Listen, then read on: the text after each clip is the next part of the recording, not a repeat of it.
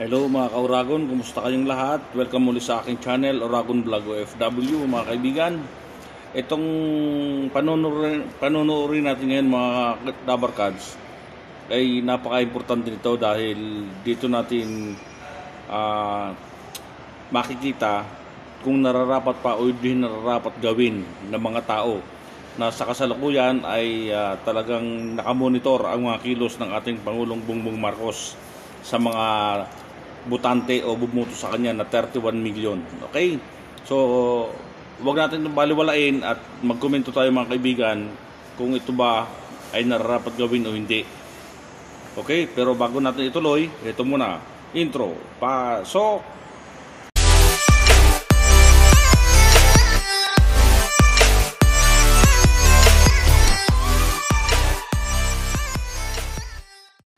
So, ito mga kaibigan, panoorin natin. At tapos pag-komento po tayo.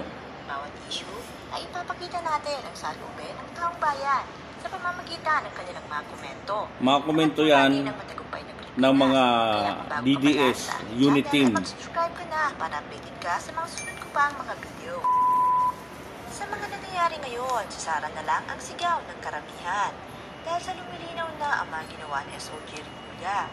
Ang pagkikipit kay General Bantag at nila Splendid ang ginawa nilang kwento na hanggang ngayon ay malabo pa din.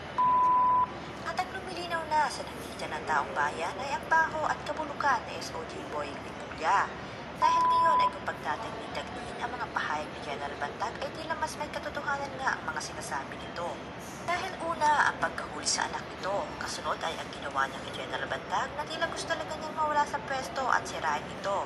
At ang matindi ay ipinalit nito na siya talaga ang nag-appoint ay si Katapak na ginagalit talaga ng karamihan. Ito kayo na ayaw ko yung ibinalik yung mga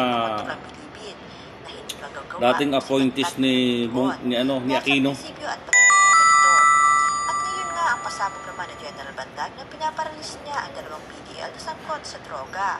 At kasabay din ng mga pangyayaring ito ay nang mahuli ang anak niya ay pinalitan na din ang head ng PIDEA. Na siyang nakahuli at nagdeklara ng ginawa ng anak nito. At ngayon nga ay kinababahala ito ng karamihan na tila totoo nga na konektado siya sa droga. At kung magpapatuloy sa pwesto ay kontrolado niya ang lahat at magtatagumpay na naman ang hindi nais na gawain sa bansa. Kung hindi pa rin siya sisibakin ng PBBM, ay pati siya ay gusto na rin palitan ng mga tao ngayon. At si Bibi Sara na lang kung magpapatuloy. At narito na ang mga komento mula sa mga netizen. Hanggat walang media o vloggers na nagpaparating mismo kay PBBM interview on air, hindi malalaman ng PBBM at ni Galema na ang 31 million ay unti-unti nang nawawala ng tiwala sa administrasyon niya. Dapat makarating mismo kay PBBM at Galema. Dahil isang ayaw ng sambay ng Pilipino sa pag-apoy nila sa mga dilawan at pagbalik sa pwesto ng mga walang silbing mga namumuno na yan. Kung hindi nila kayang ibigay ang gusto ng sambay ng Pilipino na nagsakripisyo at nag-upo sa kanya sa Malacanang, mabuti pang si Bibi Sara na lang ang umupo para walsin muli ang mga basurang itinapon na ni PRRD na muling pinulot at ibinalik pa sa mas mataas na pwesto. 31 milyon ang talo sa ginagawang desisyon na ito ni PBBM. Bumaba na lang siya para mapalitan ni Bibi Sara. Kung pabagsakin sila, si PBBM, kasalanan niya kasi nagbalik na sa asawa niya.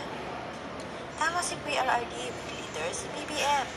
Wala na kaming tiwala kay BBM, kay Sara lang kami may tiwala. Sana palitan na lang ni Bibi Sara habang andyan pa si Tatay Digong, magkaisa ang buong 31 milyon. Napalalsikan na lang sila sa Malacanang. Sa bagay, maraming alam na bumoto kay Marcos sa mga nangyayari sa ngayon, may inang pamamahala BBM. Nahawahan na ni Lugaw. Nag-people power na lang, patalsikan na yan si BBM, walang kwenta, sayang boto namin. Puro dilawan ang mga iniupo niya, uli. Walang utang na loob sa mga bumoto sa kanya, si Sara na ang ipalit. Ang PBBM week leader, Lid Sara din. Manawagan tayo na mag-design na lang siya, walang kwenta, party-party, speech-speech, pulburon-pulburon, kakasuklam. Sa totoo lang naman, mga dilawang inilagay niya eh. Alam naman niya na ang mga dilaw na yan ang sumira sa pamilya niya, tapos ilalagay niya. Kung di ba naman nuknukan ng tanga, wala na ba siyang ibang maisip, kaya halamira ng halamira? Binutong pa naman siya noon. Tapos bibigyan lang niya kaming 31 milyon. Sana ayusin ang pagkakamali mo, isipin mo na lang ang ginawa nila sa pamilya mo.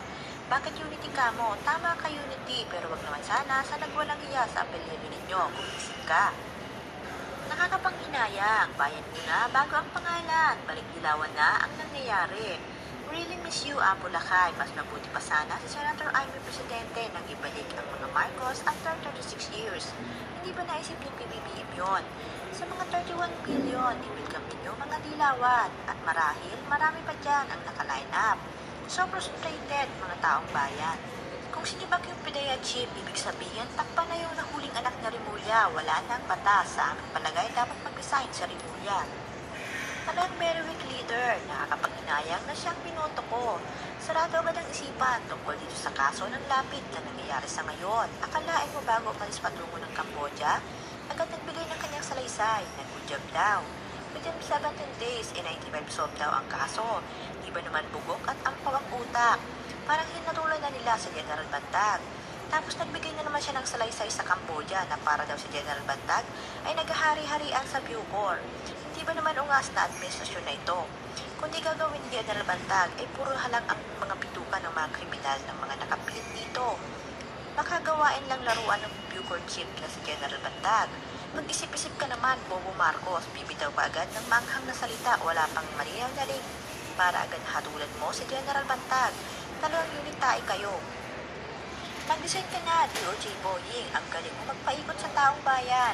Papakasyonin mo si Bantag para sabihin mo na at large nagtatago para makapero ka sa pagpapabango sa taong bayan.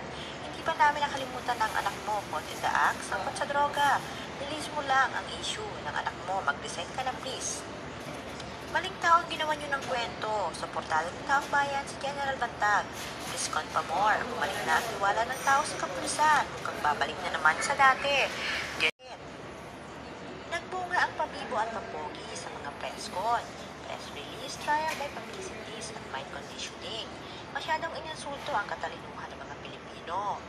Bumelta sa General Bantag, ayun, pantay ang ambisyon ng mga ambisyoso, hungos ang kredibilidad, resign Boying and cohorts. Crispin, Binhor at Joel, ayusin nyo lang at magkaroon naman kayo ng hiya sa sarili nyo. Alam ng taong bayan ang kalakaran ng bintahan ng prinsipyo sa sindikato ng droga. Alalahanin lang na hindi mangmang ang mga tao para paikutin nyo. Sa totoo lang, Napakarami ng comment talaga ng mga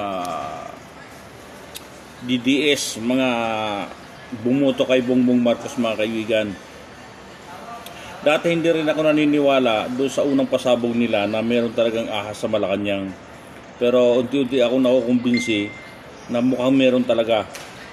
No, kasi nakapagtataka yung mga kadikit ni Bongbong Marcos at mga maaasahan natin na dati nakapwesto ng panahon ni Pangulong Duterte, si Calida at si Trexie Cruz, yung press secretary, tinanggal din, at saka yung kanyang close aide na si Rodriguez, di ba? So kung magtataka ka, ipinaglaban siya noon, pero bakit nung tinanggal ay wala man na siyang masabi, makomento, bakit hinayaan niyang tanggalin si Rodriguez sa kanyang gabinete. So mga kaibigan, itong nangyayari ngayon ay talagang isa ako sa nalulungkot. At sana ito ay hindi pa uliin lahat, mabago at matauhan ng ating Pangulong Bongbong Marcos na ang kanyang mga inilagay ay mga dating dilawan. Ayan si Katapang, napaka linaw din ng kanyang track record na yan ay nasangkot sa SAP 44, pabayang opisyal. Hindi ba? So, mga kaibigan, pinanood ko sa inyo ang mga video na iyon ay para po makapag-komento tayo kung ano ang mga talagang dapat nating gawin para at least hindi masayang ang boto ng 31 million. Okay? Isipin natin, 31 million ang nagluklok kay BBM na kung tutusin ay sobrang laki talaga. Sobrang laki ng mga umasa sa kanya para ituloy niya ang lahat ng mga nasimulan, mga pagbabago ni Pangulong Duterte. Di ba? Hindi lang sa mga infrastructure ang dapat niyang ituloy, dapat yung mga tao din nakikita na talagang matibay, na talagang nandun ang pagsuporta para matapos itong problema sa Pilipinas at mga insurgency.